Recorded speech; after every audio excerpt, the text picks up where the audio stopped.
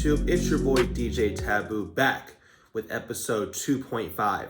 This is going to be the Western Conference NBA playoff preview, first round only.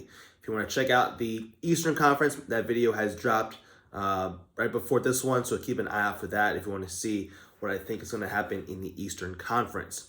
All right, in the West, we have had a crazy topsy-turvy year. Injuries, up and down, COVID, MVPs playing like they're supposed to at the end of the season, people getting healthy, awesome playing games as we saw the other night with the Warriors-Lakers and then the Warriors-Grizzlies. Unfortunately, Stephen Curry for the Warriors, who is, led the league in scoring, had an unbelievable season. The Warriors miss out on the playoffs. And subsequently, in our first matchup, in the 1 versus 8, we have the number 1 seeded Utah Jazz taking on the number 8 seed Memphis Grizzlies. Utah, incredible season, finishing 52-20 on the year. Donovan Mitchell, all-star, averaging 26 points a game. Rudy Gobert is probably going to win his 3rd Defensive Player of the Year. Bogey Bogdanovic just played unbelievable basketball for them. Jordan Clarkson or Joe Ingles will probably be the 6th man of the year for the Jazz. Quinn Snyder has done an outstanding job as head coach this year. Utah's for real. Utah's had a great season. They shoot a lot of threes. If you are an old school basketball viewer and you like to have the mid-range game and whatnot there's not really much there for Utah. They're going to shoot a lot of threes. They average 43 attempts per game, over half their shots basically. Half their shots basically. And they are going to be averaging 16 makes per game. They're number 1 in the NBA in makes, and they only give up 11 per game. So they're outscoring you by 15 points per game from 3 on a nightly basis. That's why they've been one of the highest scoring margin teams, if not number 1 in the league this year, at 8.2 points per game. So Utah's coming in. Donovan Mitchell has not played in about a month. He rolled his ankle last month against the Indiana Pacers, but he will probably be back. He's back to practicing, and he'll be playing tomorrow. That series starts tomorrow night, tomorrow being Sunday, May 23rd, 8:30 Central Time. Tune on in to catch that game. Memphis, with an unbelievable win last night in Golden State to steal the number 8 seed out of Stephen Curry's hands, as I said earlier.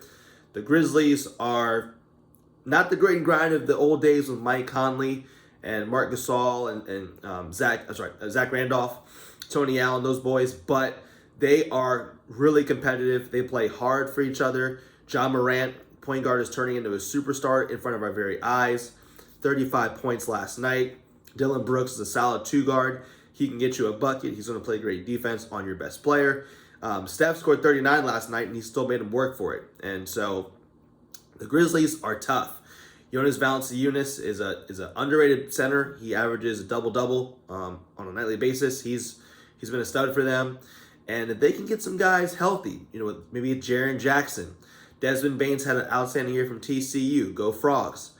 They can get some of those guys going. All of a sudden, this could be a series. But at the end of the day, I think that Memphis, they're the youngest team to make the playoffs since the Oklahoma City Thunder. And that's when they had Kevin Durant, Russell Westbrook, and James Harden, as y'all remember, about 12 years ago now. 10, 12 years ago. So I like Utah in this series. It's going to be competitive. I think the Grizzlies are going to probably win a game. I like Jazz in 5. But Memphis is a team to look out for. Ja Morant is on the verge of being a superstar. He is, he said he's a top 5 point guard, and people said, oh, I don't know about that, but he's a dog. I mean, he's a Grizzly, right? It's kind of apropos. Heck of a player. We'll see how this series goes. But I like the Jazz in 5 games.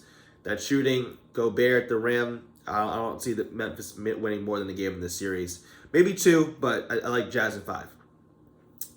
In the 2-7 matchup, the matchup we've all been waiting for, that I have been waiting for as a newly accepted, if you will, Phoenix Suns fan.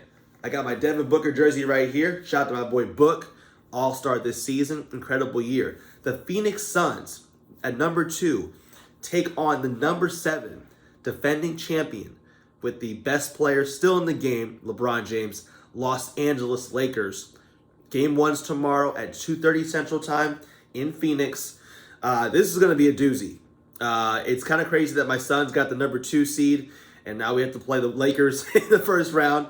But LA's had some injuries. LeBron missed about 27 games with an ankle sprain. That was really, really bad. Anthony Davis has had some tendinosis in his calf muscle, so he missed about 30-some games. Dennis Schroeder had missed games for COVID reasons. So the Lakers have been a little banged up in the last really 2 months of the season, but they're getting healthier. LeBron is still LeBron. He's still the best player in the game. Got to give him his credit. He is 36, year 18, and he's played unbelievable. If Anthony Davis can give, DeAndre Ayton, our center, some problems or a lot of problems, then this might be a quick series. The key to this series is going to be how can DeAndre Ayton, and I'm looking at you, DeAndre Ayton, I'm going to need you, my bro, to step up and compete. We know the Lakers have a lot of talent with LeBron and AD. He has got to step up and protect the paint, not let AD go crazy and make him work like Draymond Green did 2 nights ago. Or I guess 4 nights ago now on Wednesday when they played. In the backcourt, we got obviously Chris Paul, All-Star, CP3, first year in Phoenix. Unbelievable year. And Devin Booker, as I said before, my favorite player, mid-range killer, mid-range maestro, if you will.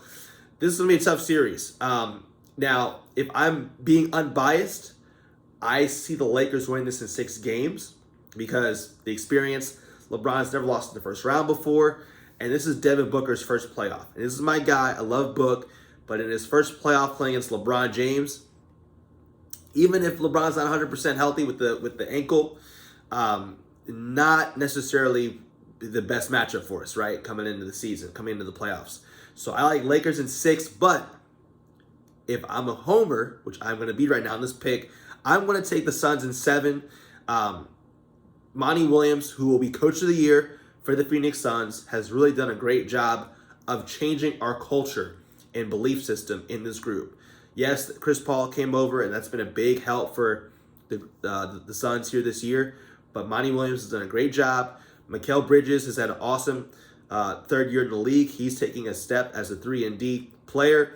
Cameron Johnson can hit the 3 ball. Jay Crowder has championship experience with Miami last season. So I like this. I'm going to say the Suns in 7 as my homer pick. But if I'm going to be a gambling man, if I were a gambling man, I would take Lakers in 6. So this series starts again Sunday, May 23rd at 2:30 Central. Good luck to both teams. Book. Do your thing, bro. Handle business. Let me get 30 in game 1, and let's get the W, and let's put some pressure on Lake Show. All right. In the 3-6 matchup tonight on Saturday at 9:30 Central, we have the Denver Nuggets, number 3, taking on the Portland Trailblazers. The Nuggets, Nikola Jokic will probably be the MVP. He's been outstanding. 26 points a game, 8 assists, 11 rebounds. He's been everything. He's been everything for that team. Michael Porter Jr. in year 3 for him has taken a leap and is playing outstanding. Without Jamal Murray, my guy, Jamal, please get healthy. That ACL is a tough injury to recover from, but if anyone can do it with the perseverance, it's going to be you, my dog. So get healthy. We'll see you next year. But Denver, Coach Mike Malone, really good coach. Again, Nikola Jokic, Michael Porter Jr., Aaron Gordon coming over from the Orlando Magic a few months back in a trade with Orlando, has had a really outstanding time with the Nuggets, Really good defender, solid. He's going to be probably on Dame for a lot of the game, maybe CJ McCollum. Again, Blazers, we know what they represent. Dame Dalla, Damian Lillard, one of the best guards in the league, pulls up from 40 feet and can make the shot pretty consistently from that range. CJ McCollum, one of the best 2 guards in the league that's underrated. He's a bucket. He can get you a bucket mid-range, 3-ball, get to the cup, floaters. He's got an old-school game. CJ can hoop. So shout out to that boy from Lehigh. Yusuf Nurkic is healthy now. We got my boy Carmelo Anthony, Hall of Famer, future Hall of Famer, 3-piece Melo. Off the bench, Robert Covington giving really good minutes to the Blazers. My only concern with this game and with this matchup is, in this series, is the coaching staff. Terry Stotts has done a really good job in Portland, but it just always feels like they are always one or two plays away from winning a game, and some small stuff happens that sort of throws them off. It could be a lineup change, timeout usage, or not using it properly that kind of throws the Blazers off. And in this series, I like the Nuggets in 6. It's going to be hard fought. If Portland would win this series, I would not be surprised. But I think that the adjustments that Denver will make against Portland will be more effective than the other way around. I'm going Nuggets in 6. Nikola Jokic will handle some business down low and from the three-point line because he can shoot it too. All-around game. Michael Porter Jr. I'm going to go Nuggets in 6. And last but not least, this game has actually happened today, game 1 of this series. The Los Angeles Clippers and the Dallas Mavericks. Now, game 1 was won by the Mavericks by 10, 113-103.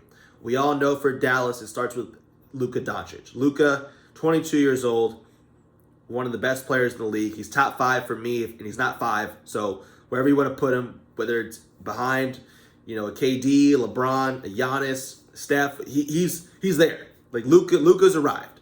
31 points tonight, 10 rebounds, 10 assists. Guy's a stud.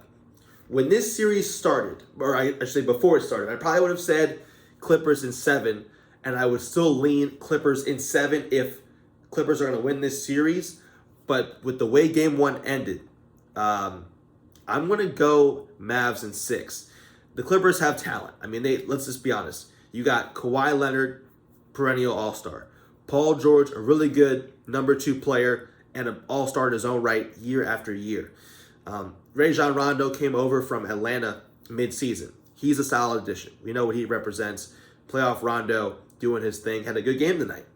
You got guys like the Markieff Morrises of the world, Ivica Zubats, Reggie Jackson. But these guys need to contribute more consistently down the stretch and play defense on Luka. Now, Luka's going to do his thing, but for whatever reason, it just feels like as good as the Clippers are offensively, it just always feels like it's a forced mid-range shot, three-pointer. There's no easy baskets. They don't have a guy they can just dump the ball to down low and get a bucket. DeMarcus Cousins did not play that many minutes today, if really at all. So if the Clippers play their game and they can hit their shots, they're probably a better team than Dallas is, right? 1 through 8, looking at the rosters. But Coach Carlisle with Dallas, been around for a long time, knows how to defend this team, how to annoy them, how to get in really good sets.